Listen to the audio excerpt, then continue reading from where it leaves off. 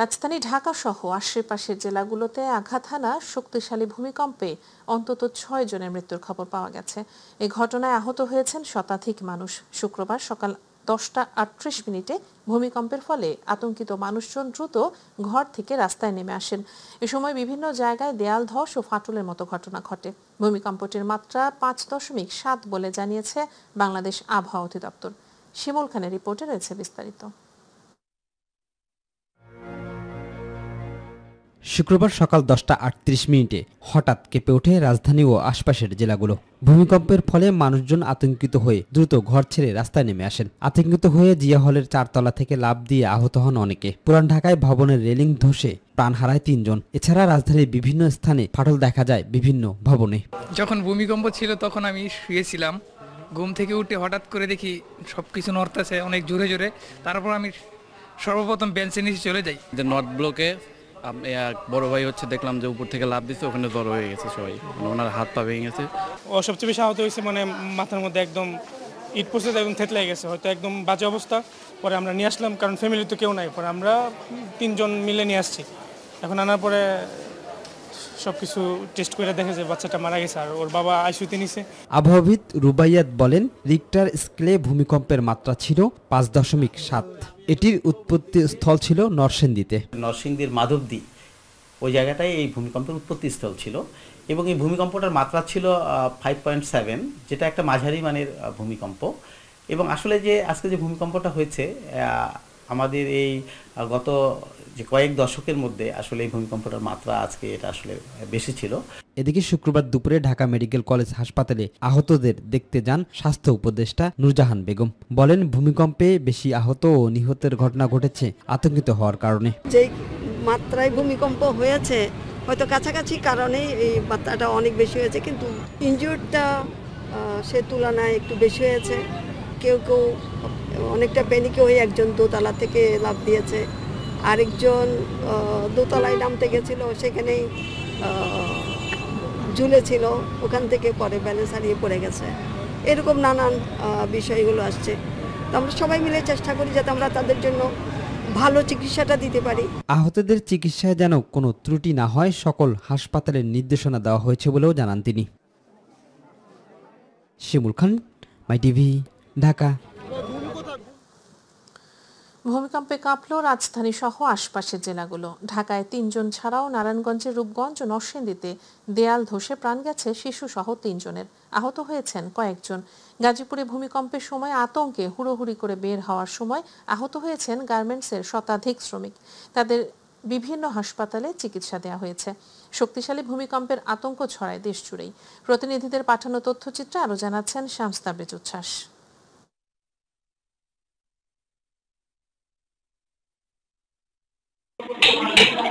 হঠাৎই কেঁপে উঠল ভূপৃষ্ঠ।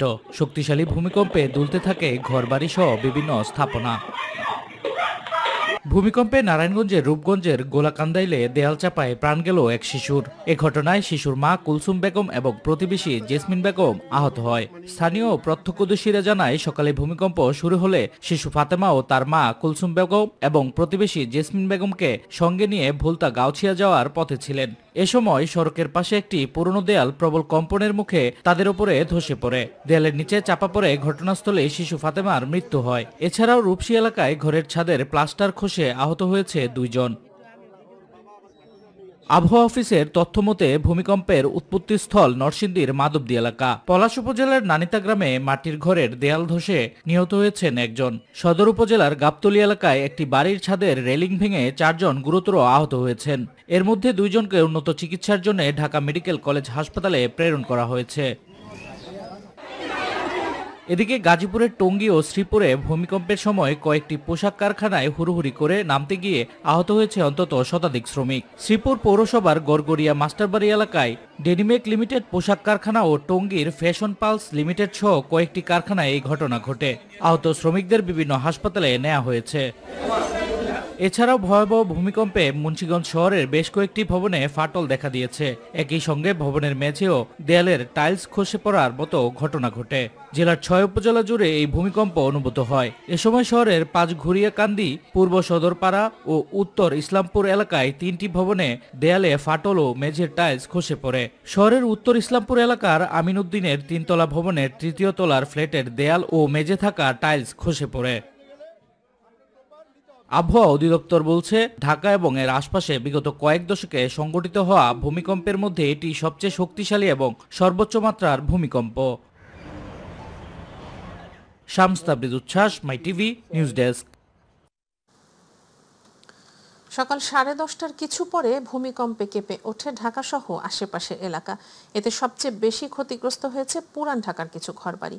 ওই এলাকায় একটি ভবনের রেলিং ধসে প্রাণ গেছে 3 জনের। এরপরই প্রশ্ন উঠেছে, কতটা নিরাপদ পুরান ঢাকা? এলাকাটিতে ঘিঞ্জি পরিবেশে তৈরি হয়েছে একের পর এক বাড়ি। কোনো দুর্ঘটনা ঘটলে উদ্ধারকারী দল পৌঁছানোর কোনো ব্যবস্থা নেই। সংকীর্ণ রাস্তায় প্রবেশ করতে পারবে না অ্যাম্বুলেন্স এবং ফায়ার সার্ভিসের গাড়িও। বিস্তারিত দেখুন আফজাল হোসেনের রিপোর্টে। পুরান ঢাকা নিজস্ব ভাষা আর সংস্কৃতির এক অনন্য ইতিহাস। ঢাকা শহরের গোড়াপত্তনের শুরু থেকেই এই এলাকায় মানুষের বসবাস। শত শত বছর ধরে এই এলাকায় মানুষের বসতি বেড়েছে। সময়ের সাথে পাল্লা দিয়ে বেড়েছে ভবন, সেই সাথে কমেছে চলাচলের রাস্তা। বর্তমানে পরিস্থিতি পৌঁছেছে ভয়াবহ পর্যায়ে। রাস্তাগুলো এতটাই সংকীর্ণ হয়েছে যে কোনো দুর্ঘটনা ঘটলে সেখানে ফায়ার সার্ভিস বা অ্যাম্বুলেন্সের মতো জরুরি সেবাও পৌঁছাতে পারবে না। এখানে সব ভালো না, খারাপ বুঝছেন, আর ওখানে ভালো, ওই পিছে ভালো, এখানে সব খারাপ, ওখানে খারাপ, এখানে খারাপ। এই রাস্তা ভালো না, জানো করে যাবো। অনেক ভিড়, আমি এত ভিড়ে আসতে পারি না অনেক ভিড়ের জন্য। এছাড়া ভবনগুলো একে অন্যের গা ঘেঁষে গড়ে উঠেছে, ফলে প্রবেশ করতে পারে না আলো বাতাস। এছাড়াও কোনো দুর্ঘটনা ঘটলে সেখানে উৎসুক জনতা বাড়তি ভিড় করে। এতে জরুরি যান চলাচল আরো কঠিন হয়ে পড়ে। এখানে বড় ধরনের দুর্ঘটনা হলে কোনো কিছু আসার কোনো সুযোগ নেই। এখানে অ্যাম্বুলেন্স বা অন্য কোনো আসার কোনো সুযোগ নেই। এখান থেকে যথেষ্ট ঝুঁকিপূর্ণ এলাকা। এই এলাকায় বড় ধরনের দুর্ঘটনা হলে মানুষের যথেষ্ট ক্ষতিগ্রস্ত সম্ভাবনা থাকে। এটা তো কোনো মানুষের হাতের খেলা না, যেহেতু প্রাকৃতিক দুর্যোগ, এটা তো সবার হতে পারে, যে কোনো ইয়াতে পরিস্থিতি হয়। কারণ ভূমিকম্পটা কোনো মানুষের সৃষ্টি না, আল্লাহর সৃষ্টি। আর এটা তো আমরা সবাই আতঙ্কিত আছি বাংলাদেশের মানুষ, যে বাংলাদেশে যে একটা হবে, ভূমিকম্প হবে, সেটা একটা হয়তো আল্লাহ পাকে একটা আভাস দিচ্ছে সবাইকে সতর্ক করার জন্য। আগেও একাধিকবার দুর্ঘটনা ঘটেছে, প্রতিবারই তদন্ত কমিটি হয়, তবে আসে না সমাধান। এবারের ভূমিকম্প আবারও স্মরণ করিয়ে দিল পুরান ঢাকা কতটা ঝুঁকিপূর্ণ। আফজাল হোসেন, মাই টিভি, ঢাকা। দেশে ভূমিকম্পে ঘরবাড়ি ধসে এবং অন্যান্য দুর্ঘটনায় হতাহতের ঘটনায় গভীর শোক ও দুঃখ প্রকাশ করেছেন প্রধান উপদেষ্টা ডক্টর মোহাম্মদ ইউনূস। দুপুরে এক শোক বার্তায় নিহতদের আত্মার মাগফিরাত কামনা এবং শোক সন্তপ্ত পরিবারের প্রতি গভীর সমবেদনা জানান তিনি। শোক বার্তায় প্রধান উপদেষ্টা বলেন, এরই মধ্যে এক শিশু সহ কমপক্ষে 5 জনের মৃত্যু এবং ঢাকা বিশ্ববিদ্যালয়ের শিক্ষার্থী, গাজীপুরে কারখানা শ্রমিক ও ভূমিকম্পের উৎপত্তিস্থল নরসিংদী সহ দেশের বিভিন্ন স্থানে 100-র কাছাকাছি ব্যক্তি আহত হওয়ার খবর নিশ্চিত হওয়া গেছে। তিনি আহতদের দ্রুত আরোগ্য কামনা করেন এবং সংশ্লিষ্ট সব দপ্তরকে ক্ষতিগ্রস্ত স্থানে উদ্ধার কার্যক্রম জোরদার করার নির্দেশ দেন। প্রধান উপদেষ্টা বলেন, সরকারের পক্ষ থেকে পরিস্থিতি নিবিড়ভাবে পর্যবেক্ষণ করা হচ্ছে এবং ক্ষয়ক্ষতির পূর্ণ বিবরণ সংগ্রহের উদ্যোগ নেওয়া হয়েছে। তিনি দৃঢ় আশা প্রকাশ করেন যে দেশের জনগণ ধৈর্য ও সাহস করে এই ভয়াবহ পরিস্থিতি মোকাবেলা করবেন।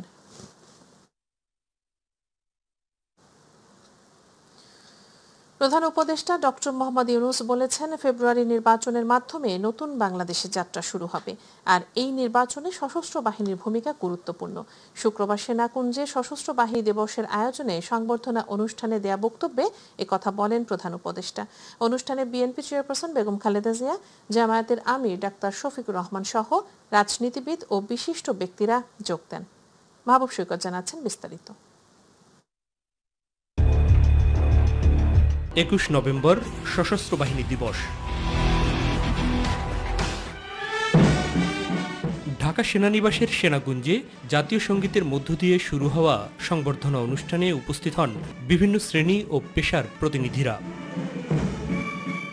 সাবেক প্রধানমন্ত্রী ও বিএনপি চেয়ারপারসন বেগম খালেদা জিয়া ছাড়াও অংশ নেন জামায়াতের আমির ডাক্তার শফিকুর রহমান সহ ফ্যাসিবাদ বিরোধী রাজনৈতিক দলের শীর্ষ নেতারা। সংবর্ধনা অনুষ্ঠানে বক্তব্যের শুরুতেই প্রধান উপদেষ্টা ডক্টর মোহাম্মদ ইউনূস শ্রদ্ধাভরে স্মরণ করেন ৭১-এর মহান মুক্তিযুদ্ধের বীর সেনানী এবং ২৪-এর অভ্যুত্থানের শহীদ এবং আহতদের। আজকের এই বিশেষ দিনে আমি সশ্রদ্ধ চিত্তে স্মরণ করছি মহান মুক্তিযুদ্ধের সকল শহীদ, যুদ্ধাহত এবং অন্যান্য সকল বীর মুক্তিযোদ্ধাদের, যাদের আত্মত্যাগের বিনিময়ে অর্জিত হয়েছে আমাদের স্বাধীনতা। একই সাথে আমি শ্রদ্ধা জানাচ্ছি ২০২৪ সালের জুলাই আগস্ট মাসে ছাত্র জনতার অভ্যুত্থানের সকল শহীদ, আহত এবং অংশগ্রহণকারী সর্বস্তরের মানুষের প্রতি, যাদের দুঃসাহসিক আত্মত্যাগ আমাদের দেশ পুনর্গঠনের একটি নতুন সুযোগ সৃষ্টি করে দিয়েছে।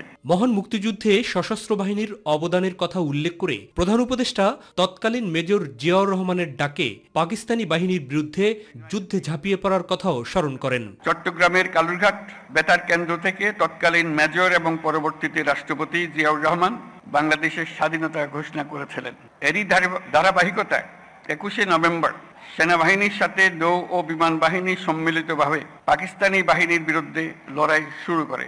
এই কারণেই ২১শে নভেম্বরকে মুক্তিযুদ্ধের একটি মাইল ফলক হিসেবে গৌরবের সাথে পালন করা হয়। বিগত দিনে গণতান্ত্রিক সকল আন্দোলনে দেশপ্রেমিক সশস্ত্র বাহিনী যেভাবে জনগণের পাশে ছিল, আগামীতেও সে ধারা অব্যাহত থাকবে বলে প্রত্যাশা করেন শান্তিতে নোবেলজয়ী এই সরকার প্রধান।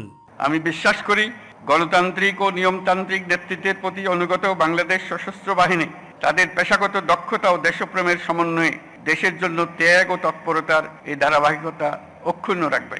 বাংলাদেশের গণতান্ত্রিক উত্তরণে আসন্ন নির্বাচন একটি গুরুত্বপূর্ণ অধ্যায় হিসেবে বিবেচিত হবে। আমার সুদৃঢ় বিশ্বাস এটি নির্বিঘ্ন ও উৎসবমুখর নির্বাচন হবে। এর আয়োজনে সশস্ত্র বাহিনীর সদস্যগণ দক্ষতা ও পেশাদারিত্বের সাথে এই মহান দায়িত্ব পালন করবে। সেনা, নৌ এবং বিমান বাহিনীকে প্রশিক্ষিত করে গড়ে তোলার পাশাপাশি বাহিনীগুলোকে যুগোপযোগী প্রযুক্তি সংযোজনের প্রচেষ্টা অব্যাহত রাখার কথাও জানান ডক্টর মোহাম্মদ ইউনূস। একটি শান্তিপ্রিয় জাতি হিসেবে আমরা সকল বন্ধু রাষ্ট্রের সঙ্গে সম্মানজনক ও শান্তিপূর্ণ সহাবস্থানে বিশ্বাসী।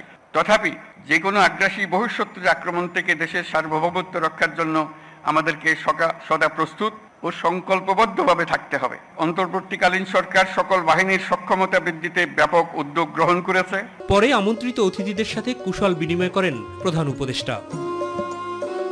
অনুষ্ঠান শেষে বিএনপি চেয়ারপারসন বেগম খালেদা জিয়ার সাথে কিছু সময় একান্ত বৈঠক করেন প্রধান উপদেষ্টা ডক্টর মোহাম্মদ ইউনূস। মাহবুব সৈকত, মাইটিভি, ঢাকা।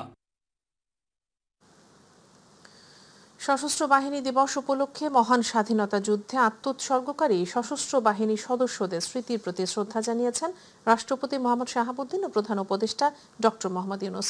সকালে ঢাকা সেনানিবাসে শিক্ষা ও নির্বাণে প্রথমে রাষ্ট্রপতি এবং পরে প্রধান উপদেষ্টা পুষ্পস্তবক অর্পণ করেন। এরপর পুষ্পস্তবক অর্পণ করেন ৩ বাহিনী প্রধান।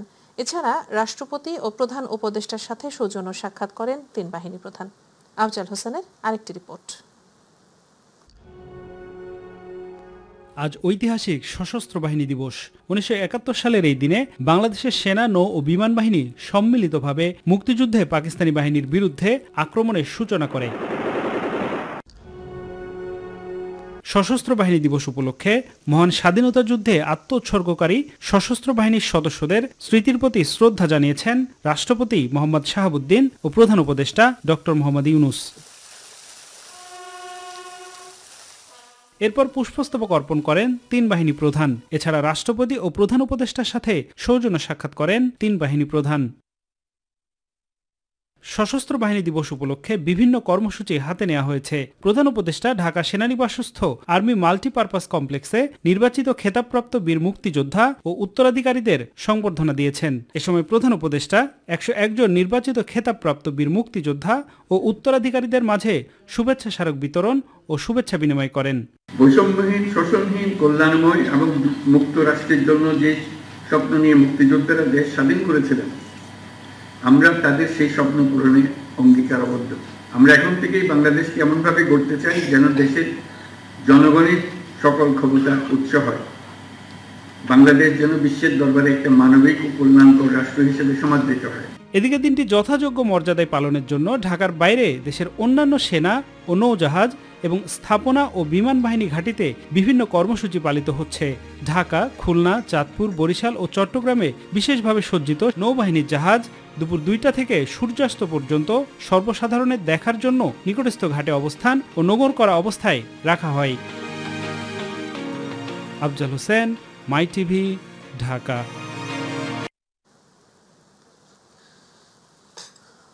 আসন নিয়ে ভাগাভাগির চিন্তা না করে দেশে যেন ঐক্য থাকে সেদিকে সতর্ক থাকার জন্য দলীয় নেতাকর্মী এবং সমমনা দলের প্রতি আহ্বান জানিয়েছেন অধ্যাপক ডাক্তার জাহিদ হোসেন। জাতীয় প্রেসক্লাবে মৎস্যজীবী দলের আলোচনা সভায় বিএনপি স্থায়ী কমিটির সদস্য বলেন, নিজেরা বিভাজন হলে লাভবান হবে পতিত স্বৈরাচার, এজন্য যে কোনো প্রয়োজনে জাতীয় ঐক্য প্রয়োজন বলেও মন্তব্য করেন তিনি। আজকে যদি আমাদের মধ্যে কোনো বিভাজন হয় তাহলে লাভ হবে কাদের? লাভ হবে ওই পতিত বা পলায়নকৃত স্বৈরাচারের। আর এর ফসল ভোগ করার জন্য তারা উঠে পড়ে লেগে আছে। ওই ফাঁক দিয়ে আমাদের ঐক্যের কে যদি বিনষ্ট করতে পারে সেই ফাটল দিয়ে ঢুকে পড়তে চেষ্টা করবে পতিত স্বৈরাচার। কারণ স্বৈরাচার তো পালিয়েছে, স্বৈরাচারের শব্দ স্বর এই বাংলাদেশে আছে। হিন্দু সম্প্রদায়ের ও আওয়ামী লীগের কিছু কর্মী দাঁড়িপাল্লায় ভোট দিতে চায়, তাদেরকে হুমকি দেয়া হচ্ছে বলে মন্তব্য করেছেন বাংলাদেশ জামায়াতে ইসলামীর সেক্রেটারি জেনারেল অধ্যাপক মিয়া গোলাম পরোয়ার। তিনি বলেন, দাঁড়িপাল্লার জোয়ার দেখে বিএনপির মাথা নষ্ট হয়ে গেছে। আওয়ামী নির্বাচনে ইসলামী দলগুলো সমঝোতার ভিত্তিতে ভোটের মাধ্যমে জয় লাভ করে নতুন বাংলাদেশ গঠন করবে। তিনি বলেন, আগামী নির্বাচনে দুর্নীতিবাজদের লাল কার্ড দেখাবেন জনগণ। নির্বাচনে কেউ যদি ভোট কেন্দ্র দখল করে সিল মেরে নিয়ে যায় তাহলে কেন্দ্র দখল করে রাখতে হবে। এজন্য সকাল থেকে কর্মী সমর্থকদের কেন্দ্রে নিয়ন্ত্রণ নিয়ে রাখতে হবে।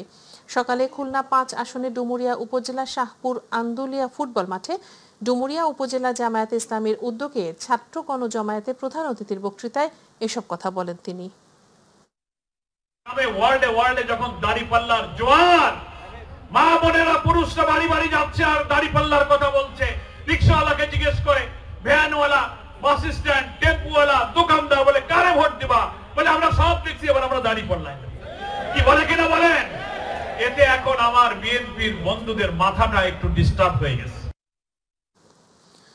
আসন্ন জাতীয় সংসদ নির্বাচনে রাজধানীর বিভিন্ন আসনের জামায়াত মনোনীত প্রার্থীদের গণসংযোগ ও গণমিছিল অনুষ্ঠিত হয়েছে। এ সময় প্রার্থীরা বলেন, জামায়াত ইসলামী জাতিকে দুর্নীতি, সন্ত্রাস, চাঁদাবাজ মুক্ত এক নতুন বাংলাদেশ উপহার দিতে প্রতিশ্রুতিবদ্ধ। ইলিয়াস মাদবরের প্রতিবেদন। সকালে রাজধানীর ধানমন্ডি এলাকা থেকে ঢাকা 10 আসনের জামাত ইসলামের মনোনীত সংসদ সদস্য প্রার্থী জসিমউদ্দিনের সমর্থনে মোটরসাইকেল শোভাযাত্রা অনুষ্ঠিত হয়েছে। জামাত ইসলামের নেতৃত্বে দুর্নীতিমুক্ত, সন্ত্রাসমুক্ত, চাঁদাবাজ মুক্ত নতুন বাংলাদেশ গড়ে তোলা সম্ভব বলে মন্তব্য করেন ঢাকা 10 আসনের জামাতের প্রার্থী। রাস্তাঘাটের উন্নয়ন থেকে শুরু করে যত রকমের ট্রাফিক যানজট, নর্দমা দুর্নীতি, এই জাতীয় যত অপকর্ম আছে সবগুলি ছাপিয়ে একটা সুন্দর ধানমন্ডি উপহার দেব আপনাদেরকে। অন্যদিকে ঢাকা 11 আসনে আতিকুর রহমানের সমর্থনে শাহজাদপুর থেকে রামপুরা পর্যন্ত গণমিছিল অনুষ্ঠিত হয়। এ সময় ঢাকা 11 সংসদীয় এলাকাকে নতুন বাংলাদেশের মডেল হিসেবে গড়ে তোলার প্রত্যয় ব্যক্ত করেন এই প্রার্থী। এখানে নিম্ন শ্রেণীর মানুষ বসবাস করেন বেশি, তাদের জন্য আমরা স্বাস্থ্য কার্ড চালু করব, আমরা রেশন শপের ব্যবস্থা করব, আমরা স্বাস্থ্য বিমা চালু 24 ঘন্টা যাতে করে টোল ফ্রি তারা চিকিৎসাপত্র পেতে পারে, সেই ব্যাপারে ইনশাআল্লাহ আমরা পদক্ষেপ গ্রহণ করব। এছাড়া ঢাকা 14 আসনে জামাতের প্রার্থী ব্যারিস্টার আরমানের সমর্থনে মিরপুর এলাকায় গণমিছিল অনুষ্ঠিত হয়। ঢাকা 8 আসনের প্রার্থী ডক্টর মোহাম্মদ হেলাল উদ্দিনের সমর্থনে রমনা এলাকায় গণমিছিল অনুষ্ঠিত হয়। এ সময় ভোটারদের এই আসনকে নিরাপদ সুসংহত করার জন্য সিদ্ধান্ত নেওয়ার আহ্বান জানান তিনি। জুলাই পরবর্তী এই বিপ্লবীরা একজনও বেঁচে থাকতে কোন ভোট ডাকাতদের ছাড় দেওয়া হবে না। আগামী বাংলাদেশ, আগামী ঢাকা আসনকে নিরাপদ সুসংহত করার জন্য, দাঁড়িপাল্লা প্রতীককে বিজয়ী করার জন্য সবাইকে সিদ্ধান্ত নিতে হবে। ইলিয়াস মাদবর, মাই টিভি, ঢাকা। শীত এলেও এখনো চড়া রাজধানী সবজির বাজারগুলো। শাক, পেঁপে, ফুলকপি সহ কিছু পণ্যের দাম কমলেও বরাবরই সিম, টমেটো, বেগুন সহ বেশ কিছু সবজির দাম নাগালের বাইরে। এখনো নিয়ন্ত্রণে নেই পেঁয়াজের বাজার, যাতে অসন্তোষ ভোক্তারা। মাছ মাংসের দাম স্বাভাবিক থাকলেও কিছুটা অস্বস্তি দেখা গেছে চালের বাজারে। রাজধানী হাতিরপুল এলাকা থেকে বিস্তারিত মিফতা গালিবের রিপোর্টে। আসন্ন শীতকে ঘিরে প্রভাব পড়তে শুরু করেছে রাজধানীর কাঁচা বাজারগুলোতে। শীতকালীন সবজি বাজারে আসলেও এখনও লাগামহীন শিম, টমেটো, বেগুন সহ বেশ কিছু সবজির দাম। পাশাপাশি শাক, পেঁপে, ফুলকপি সহ কিছু পণ্যের দাম কমেছে। শীতের দিনে যেমন সবজিগুলি সবসময় বেশি হয় এবং দাম কমে, কিন্তু এখন না কমার কারণ হলো কি প্রোডাকশনও তো কম হয়, এরকম হয়তো মনে আছে। এই সময় তো আরো কমার কথা, কিন্তু ওই হিসাবে কমে নাই, তবে আগের থেকে একটু কম আছে। অন্য বছর হিসাবে এই বছরে আপনার টমেটো, সিম একটু দামটা বেশি। এদিকে চালের দাম কিছুটা কমেছে, যদিও মাছ, মাংস সহ অন্যান্য নিত্য প্রয়োজনীয় পণ্যের দাম কিছুটা স্বাভাবিক থাকলেও এখনো নিয়ন্ত্রণে নেই পেঁয়াজের বাজার। ফলে অস্বস্তিতে নিম্ন এবং মধ্যবিত্তরা। পেঁয়াজের দামটা আর কি ডবল হয়ে গেছে, এটা সরকার ঠিক করতে পারতেছে না। আমরা যারা মিডল ক্লাস ফ্যামিলির মানুষ বিলং করি তাদের জন্য মোটামুটি টাফ হয়ে যাচ্ছে, আর যারা নাকি একদম রাস্তায় যারা থাকে তাদের জন্য তো খুবই টাফ হয়ে যাচ্ছে এগুলো বাজার করা। আমদানি যদি বেশি হয় তাহলে দাম কমে যায়, আর আমদানি না হলে কারণ বাজার আড়তদাররা এরা মাল কম দামে বেচতে চায় না, ধরে রাখে। বাজার মনিটরিং এবং উৎপাদিত পণ্যের যথাযথ সংরক্ষণ বাড়ানোর প্রতি তাগিদ দিয়েছে নগরবাসী। মিফতা গালিব, মাই টিভি, ঢাকা। ঢাকার মোহাম্মদপুরের কুখ্যাত সন্ত্রাসী হিসেবে পরিচিত মনির হোসেন ওরফে রক্তচোষা জনিকে দেশি অস্ত্রসহ গ্রেপ্তার করেছে র্যাব। সন্ত্রাসী জনি দীর্ঘদিন ধরে মোহাম্মদপুরের বিভিন্ন এলাকায় ভয়ভীতি দেখিয়ে চাঁদাবাজি, মারধর, এলাকাভিত্তিক সন্ত্রাসী কার্যক্রম ও অস্ত্রের মহড়া চালিয়ে আসছিল। গোপন সংবাদের ভিত্তিতে গতকাল রাতে মোহাম্মদপুর থেকে তাকে গ্রেপ্তার করা হয়। দুপুরে র্যাব 2 এর বসিলা কার্যালয়ে সংবাদ সম্মেলন করে বিস্তারিত তুলে ধরেন র্যাব 2 এর সিও খালিদুল হক হাওলাদার। কুখ্যাত সন্ত্রাসী জনির বিরুদ্ধে চাঁদাবাজি, সন্ত্রাসী ডাকাতি সহ বিভিন্ন অভিযোগে 14টি মামলার তথ্য পাওয়া গেছে বলেও জানান তিনি। তার অপরাধের যে সহিংসতা এবং তার যে সহিংসতার ধরন, এটা শোনা যায় যে সে মানুষকে জখম করে, মার্ডার করে, হত্যা করে সে রক্ত নাকি পান করত। তো এইভাবে তার নাম এসেছে রক্তচোষা জনি। আমরা এই অপরাধীদের আইনের আওতায় নিয়ে আসার জন্য আমরা জিরো টলারেন্স নীতি অবলম্বন করছি।